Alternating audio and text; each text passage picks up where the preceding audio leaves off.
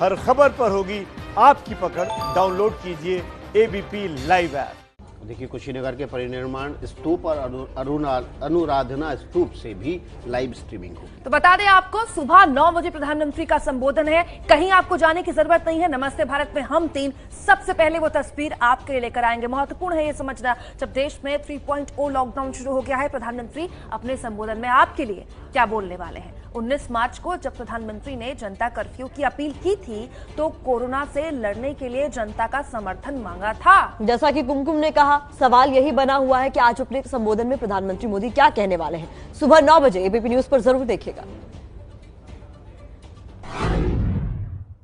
मैं आज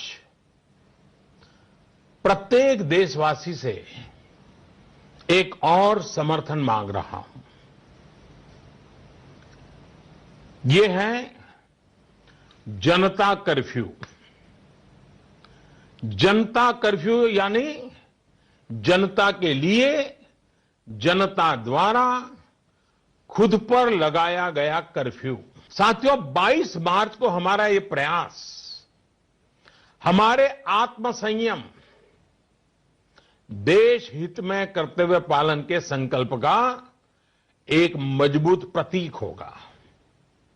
22 मार्च को जनता कर्फ्यू की सफलता, इसके अनुभव हमें आने वाली चुनौतियों के लिए भी तैयार करेंगे। तो देखिए, हमने आपको अलग अलग समय पर प्रधानमंत्री मोदी ने क्या कहा ये दिखाया। सबसे पहले नमस्ते भारत में ही दिखाया। आज का दिन बहुत महत्वपूर्ण है, बुद्ध पूर्णिमा है। इस मौके पर वर्चुअल सम्मेलन होने वाला है, तो बहुत सारी नजरें टिकी हुई है इस बात पर प्रधानमंत्री मोदी आज क्या कहते हैं, क्योंकि जब तीसरा लॉकडाउन हुआ तो उसमें सीधा गाइडलाइंस आई, प्रधानमंत्री मोदी को सुनने का मौका नहीं मिला। यही वजह है कि पूरे देश की नजर जो है संबोधन पर टिकी हुई है। सुबह 9 बजे जब प्रधानमंत्री नरेंद्र मोदी का संबोधन होगा तो वो क्या कुछ कहते हैं उस पर पूरे देश की नजर टिकी रहेगी। चलिए बढ़ते हैं अगली खबर की तरफ।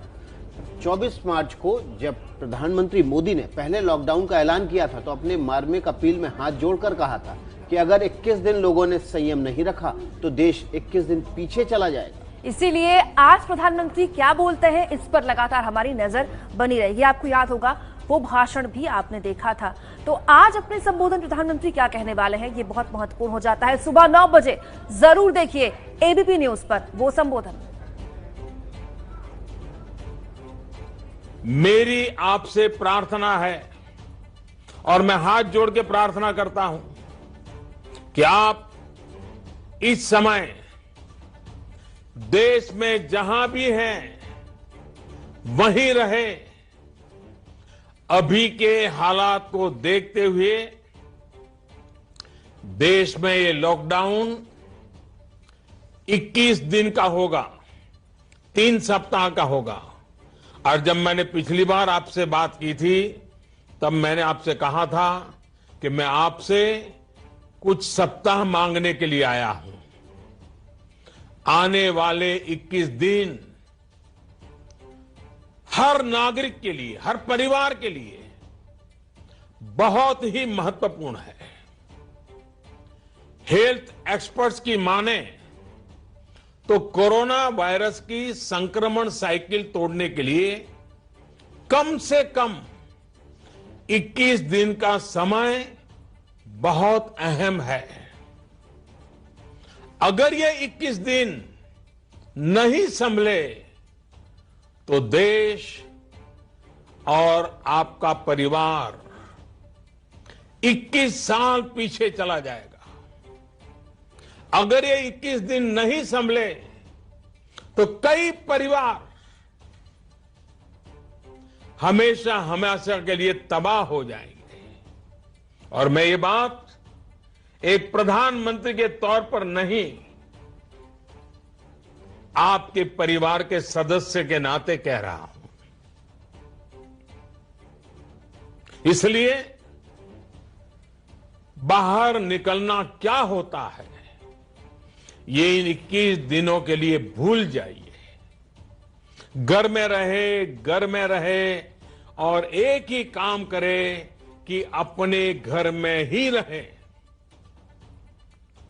साथियों, आज के फैसले ने देशव्यापी लॉकडाउन ने